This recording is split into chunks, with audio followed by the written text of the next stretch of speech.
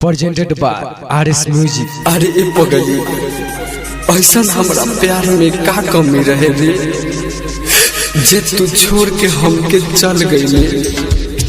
जान तू बहुते बेवफा बारू हो, जान तू बहुते बेवफा बारू हो, बहुते बेवफा बारू हो।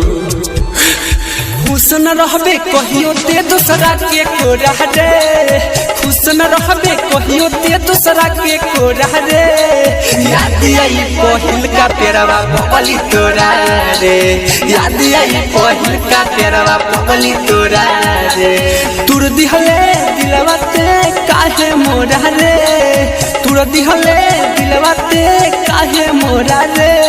याद आई पहिल का पेरवा पगली तोरा रे, याद आई पहिल का पेरवा पगली तोरा रे। पगली तोरा रे, याद आई पहिल का पेरवा पगली तोरा रे। जौन कहलते कोई हम पूरा तब काहे तना हो गई हम पूरा, जौन कहलते कोई हम पूरा तब काहे तना हो गई हम पूरा। कहल की साथ दे हम सातो जाना मावा, दिलवा के रानी तोहरा बनबा हम हो, दिलवा के रानी तोहरा बनबा हम हो। छिनली हले खुशी ते सबरी मोरा रे, छिनली हले खुशी ते सबरी मोरा रे। याद आई पहिल का प्यारवा पगली तोरा रे, याद आई पहिल का प्यारवा पगली तोरा रे।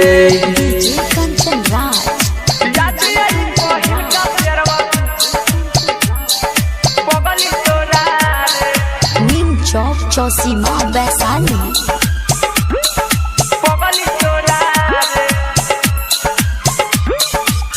तोहरे खातिर दिहनी दीपक के छोड़ रे, तब काहे दिलावा के दिहले ते तोड़ रे, दिहले ते तोड़ रे।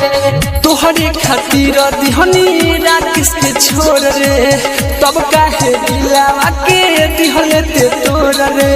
होता अफसोस अब कोई का गलती, पहले जे जनती हम प्यार नहीं करती, पहले जे जनती हम प्यार नहीं जनती।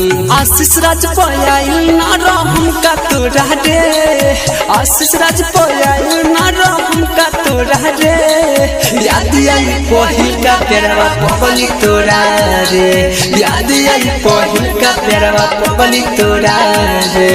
खुश न रहबे कहियो ते दूसरा के कोरा रे, खुश न रहबे कहियो ते दूसरा के कोरा रे। याद आई पहिल का प्यारवा पगली तोरा रे।